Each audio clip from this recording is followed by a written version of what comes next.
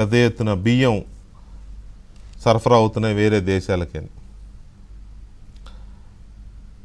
అవి కూడా పేదలకి ఇచ్చే పీడిఎస్ బియ్యం, పబ్లిక్ డిస్ట్రిబ్యూషన్లో ఇస్తారు, రేషన్ బియ్యం అంటాం కదా, అవి ప్రజలకు చేరాల్సిన బియ్యం వేల టన్నులు, మామూలుగా కూడా కాదు, వేల మెట్రిక్ టన్నుల బియ్యం కాకినాడ పోర్టు నుంచి షిప్లో ఇండోనేషియా లాంటి దేశాలకి వెళుతున్నాయి.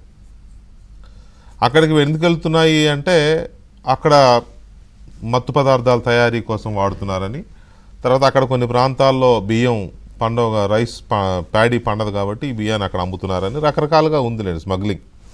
సో మొత్తం మీద కాకినాడ నుంచి వైసీపీ హయాంలో జగన్మోహన్ రెడ్డి ముఖ్యమంత్రిగా ఉన్న రోజుల్లో పెద్ద రైస్ మాఫియా చెలరేగిపోయింది. ఇప్పుడు అధికారంలో ఉన్న 3 పార్టీల నేతలు విపరీతంగా దాని మీద ఆరోపణలు చేసిన వాళ్ళే, దాడులు చేసిన వాళ్ళే.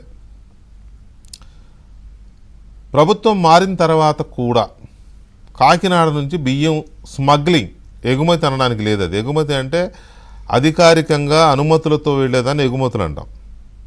స్మగ్లింగ్ దొంగతనంగా అనుమతులు లేకుండా రవాణా చేసేదాన్ని సముద్ర మార్గంలో ఆ స్మగ్లింగ్ జరుగుతోంది. ఎవరు చేస్తున్నారు ఈ స్మగ్లింగ్ అని అంటే వైసీపీయే చేస్తోంది అని ఎలా చెప్పాలి? ఎందుకంటే వైసీపీ పెంచి పోషించిన ఈ మాఫియా ఇప్పుడు కూడా అక్కడ కంటిన్యూ అవుతోంది. ఎవరి అండాదండా లేకుండా కంటిన్యూ అవుతుందని అనగలమా? ఎవరో ఒకళ్ళు అండ ఉంటేనే అది జరుగుతోంది. ఇప్పటికే 2-3 సార్లు సివిల్ సప్లైస్ మినిస్టర్గా ఉన్న నాదెళ్ల మనోహర్ ఆ ప్రాంతంలో బియ్యం స్మగ్లింగ్ కానీ బియ్యం వీటికి సంబంధించి కానీ రకరకాల చర్యలు తీసుకున్నారు. అయినా ఒక షిప్ రెడీగా ఉంది, దాదాపు 1100 టన్నుల బియ్యంతో షిప్ రెడీగా ఉందని తెలిసి పవన్ కళ్యాణ్ ఆగమేఘాల మీద వెళ్ళారు.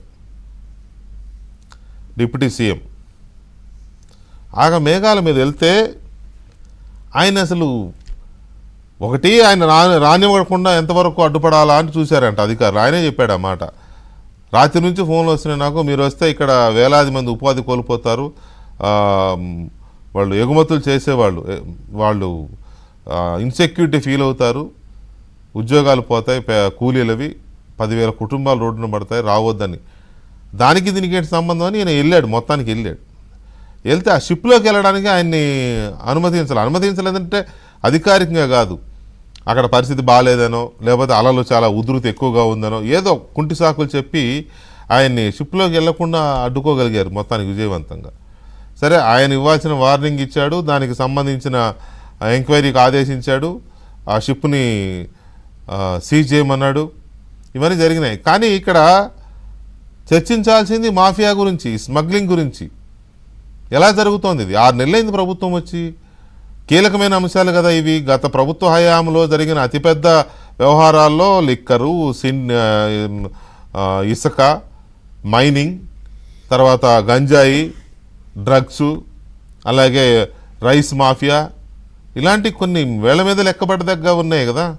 వీటి మీద వచ్చిరాగా దృష్టి పెట్టి ఎందుకు ఆపలేకపోయారు? పైగా అది నిరాఘాటంగా గత ప్రభుత్వ హయాం నుంచి నిరాఘాటంగా నడుస్తూనే ఉంది. అక్కడ నుంచి బియ్యం స్మగ్లింగ్ కాకినాడ పోర్టు నుంచి.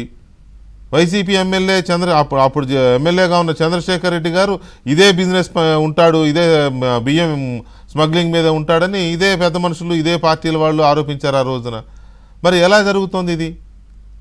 ఇవాళ పవన్ కళ్యాణ్ వెళ్ళి ఒక ఉప ముఖ్యమంత్రి హోదాలో ఉండి షిప్లోకి వెళ్ళడానికి కానీ అక్కడ తనిఖీలు చేయడానికి కానీ ఏంటి ఆయన అడ్డుకునే పరిస్థితిలో ఉన్నారా పోర్ట్ అథారిటీ వాళ్ళు కానీ లేకపోతే అధికారులు కానీ? ఆయన ఆ పోర్ట్ ఏమో అరవిందో వాళ్ళది, జగన్మోహన్ రెడ్డి గారి తాబేదారులో లేకపోతే బంధువులు లేదా పార్ట్నర్స్ వాటెవర్, విజయసాయిరెడ్డి ఇయ్యంకుడు ఎవరిదైనా కానీ అది ఇంకా వాళ్ళ చేతిలో ఉంది ఆ పోర్ట్. కాబట్టి అక్కడ మరింత స్పెసిఫిక్గా దృష్టి పెట్టాలి కదా, ఏం జరుగుతుంది అనే దాని మీద.